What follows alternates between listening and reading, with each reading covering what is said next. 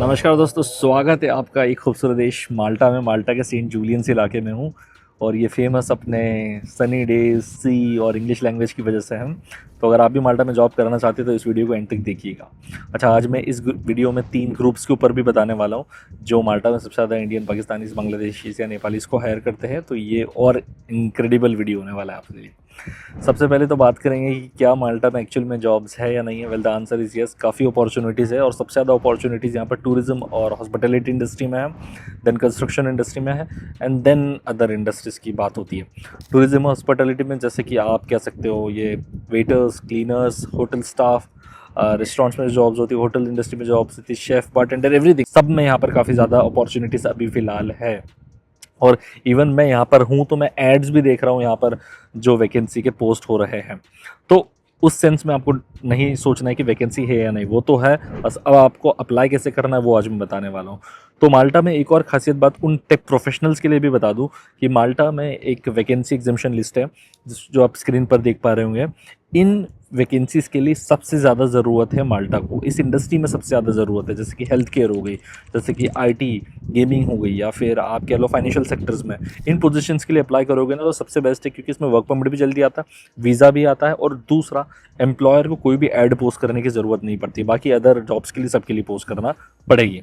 जैसे construction industry भी इसके अंदर आ जाती है, तो कंस्ट्रक्शन इंडस्ट्री में भी ये फ़ायदा आपको मिल जाता है।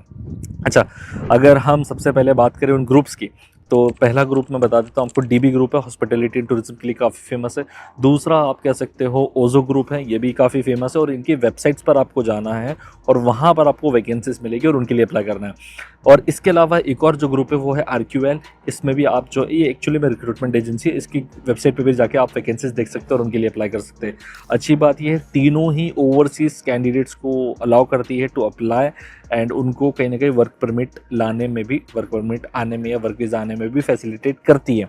इसीलिए मैंने इन तीनों का नाम लिया। तो आप इन तीनों की वेबसाइट्स पर जाइए, बड़ी ही इजी वेबसाइट्स है, उनकी वेबसाइट्स पर आपको अप्लाई नाउ करने का ऑप्शन तीनों को भी मिल जाएगा। मैंने कॉल करके भी बात करी है और आप उनके माध्यम से अप्लाई करके यहाँ पर आ सकते हैं। अच्छा, अप्लाई करते समय किन चीज़ों का ध्यान रखना है। पहले तो कुछ डॉक्यूमेंट्स आपको चाहिए रहेंगे।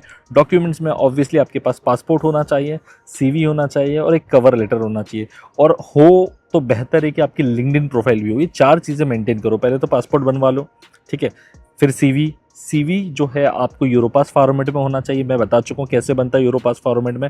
यूरोपियन कंट्रीज़ का एक फॉर्मेट है, वो उसी कंट्री में अगर सीवी होगा तो उनको बेहतर लगता है, इजी अंडरस्टैंडिंग होती है, तो वो सीवी होना चाहिए। और सीवी में वही स्किल्स होनी चाहिए जिस जॉब के लिए आप अप्लाई कर रहे हो, ठीक है। तीसरा जो है एक कवर लेटर होता है। Cover letter is a supporting document for the job that you are applying to, मतलब एक सपोर्ट करता है आपकी एप्लीकेशन को, और ये आप बिल्कुल चैट जीपीटी के माध्यम से बना सकते हो। हालांकि इसमें पॉइंटर्स ऐसे डालिएगा जो थोड़े डिफरेंट हो, तो ये एक चीज़ हो गई, है ना। इसके अलावा एक्सपीरियंस लेटर्स हो तो वो और ऐड ऑन हो जाते हैं, क्योंकि वहाँ पर है ना कहीं कहीं वेबसाइट्स पर आपको ऐसे मिल जाएंगे एक्सपीरियंस लेटर अटैच करने का भी कॉलम मिल जाता है। कहीं पे कवर लेटर नहीं लगता, कहीं पे एक्सपीरियंस लेटर नहीं लगेगा, सिर्फ सीवी से भी काम हो जाएगा। बट मैं चाहता हूँ कि जब आप रेडी हो ना अप्लाई करने के लिए जॉब्स, तो ये सारे डॉक्यूमेंट्स आप अपने साथ में कैरी करके रखें and make sure to make a LinkedIn profile as well कहीं पर, क्योंकि आपको लिंक्डइन प्रोफाइल का लिंक अटैच करने के लिए भी ऑप्शन आता है। जब ही आप सब चीज़ें अलाइन कर लोगे with all the requirements, then मुझे लगता है कि जॉब मिलना आसान होता है। आप रैंडमली अप्लाई करोगे तो मुझे नहीं लगता कि यार वो इतना कोई सेंस बनाएगा, क्योंकि आप प्रिपेयर्ड नहीं हो, आपके डॉक्यूमेंटेशन प्रॉपर नहीं है एंड जस्ट रैंडमली आप अप्लाई कर रहे हो। और कई बार तो मैंने ऐसा देखा हुआ है कि कुछ लोग ऐसे अप्लाई कर देते कि जैसे इमोशनल एक मैसेज लिख देते उसमें कि यार मेरे मम्मी पापा ऐसा हो गया है और ऐसा ऐसा। मैं समझता हूँ यार, चीज़ें हर किसी की परिस्थितियाँ अलग है, बट आप उससे रिक्रूटर को कोई मतलब नहीं है। Recruiter will only check the skills and your presentation. अगर वही 2 चीज़ें मिसिंग होगी तो आप क्या एक्सपेक्ट कर सकते हो कि आपको जॉब ऑफर आए या फिर इंटरव्यू का कॉल भी आए, या कौन कंपनी आपका वीज़ा स्पॉन्सरशिप करेगी? कोई नहीं करेगी अगर प्रेजेंटेशन ही नहीं है, ठीक है। तो ये चीज़ों का थोड़ा सा आपको ध्यान रखना है। और अभी जो रूल्स एंड रेगुलेशन यहाँ पर चल रहा है, जैसे आप टूरिज्म एंड हॉस्पिटैलिटी इंडस्ट्री के लिए जॉब्स के लिए आना चाहते हो तो ऑब्वियसली आपके पास स्किल पास होना चाहिए, जिसके 2 फेज़ आपको क्लियर करने होते हैं। 475 यूरो का होता है। और इसके अगर ये डॉक्यूमेंट आपके पास पहले से और इसके साथ जॉब अप्लाई करोगे तो उसका अलग एडवांटेज आपको मिल जाएगा, क्योंकि आपके पास ऑलरेडी स्किल पास होगा, तो एम्प्लॉयर भी हेजिटेट नहीं करेगा आपको जो है वर्क परमिट या वर्क वीज़ा स्पॉन्सर करने के लिए, राइट। ये एक डिफरेंस आ जाता है।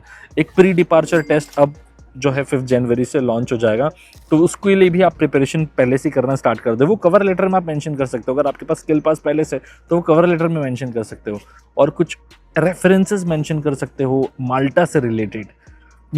इन छोटे छोटे तरीकों से आपकी फाइल डिफरेंट होती है, अदरवाइज वही घिसी पिटी थाउजेंड्स ऑफ एप्लीकेशंस आ रही है और कुछ यूनिक है नहीं आपकी फाइल में, तो कहाँ से आपको ऑफर लेटर आएगा। अच्छा, ये ग्रुप तो मैंने बता दिया, ग्रुप्स के साथ साथ है ना रिक्रूटमेंट एजेंसीज से भी कनेक्ट में करो। चैट जीपीटी पे लिख दो या गूगल पे लिख दोगे तो ही आ जाएंगी, और इसके साथ साथ जो ऑनलाइन जॉब वेबसाइट से उनके थ्रू भी अप्लाई करो। ये 3 तो प्रैक्टिकल मेथड है जिनसे लोग यहाँ पर आए हैं, बट इसके अलावा और भी मेथड्स है, ऑनलाइन जॉब वेबसाइट्स हो गई, रिक्रूटमेंट एजेंसी होगी, जिनके माध्यम से आप यहाँ पर आ सकते हो। साथ में LinkedIn is the best platform to connect with professional employers. अगर प्रोफेशनल जॉब्स के लिए टारगेट कर रहे हो ना, तो लिंक्डइन को मत भूलो, वहाँ से फेच आउट द कंपनीज जो आपके इंडस्ट्री के बिलोंग करती है and start shooting emails to companies, क्योंकि हर एक कंपनी का एक करियर पेज होता है। अभी यहाँ पर पता है, मतलब सन चले गया था, वापस से आ गया है, तो यस क्रेजी, मतलब यहाँ का यही वेदर है जो सबसे खास होता है। एनीवेज, तो ये कुछ चीज़ें हैं जो मुझे आपको बतानी थी। और हाँ, यहाँ पर वर्क परमिट, क्योंकि हॉस्पिटैलिटी इंडस्ट्री में जो है ये स्किल पास टेस्ट की रिक्वायरमेंट हो गई थी, तो बहुत कम लोग इसके लिए अप्लाई कर रहे हैं, और इसीलिए आपको अब डिफरेंस क्रिएट करना है। आप अप्लाई करेंगे तो आपके चांसेस ज़्यादा बनेंगे, ऑब्वियसली बनेंगे, क्योंकि हर कोई नहीं देना चाहता स्किल पास टेस्ट। स्किल पास टेस्ट में ऑब्वियसली वो आपको टूरिज्म एंड हॉस्पिटैलिटी के बारे में बताएंगे, माल्टा के कल्चर के बारे में बताएंगे, आपकी इंग्लिश, बेसिक इंग्लिश टेस्ट करेंगे, तो कोई करना नहीं चाहता। पहले क्या होता था, बस लोग पासपोर्ट दे दो और आ जाते थे, उनको इंग्लिश आती नहीं थी, कुछ जानना ही नहीं था, कोई टेस्ट देना नहीं होता तो घबराते टेस्ट से।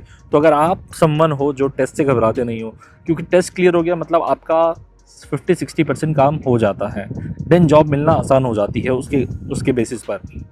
या फिर जॉब मिल जाए उसके बाद स्किल पास टेस्ट दे दो, वो एक अलग क्राइटेरिया कि यार आपके पास जॉब सिक्योर है, अब सिर्फ स्किल पास चाहिए तो वो दे दो।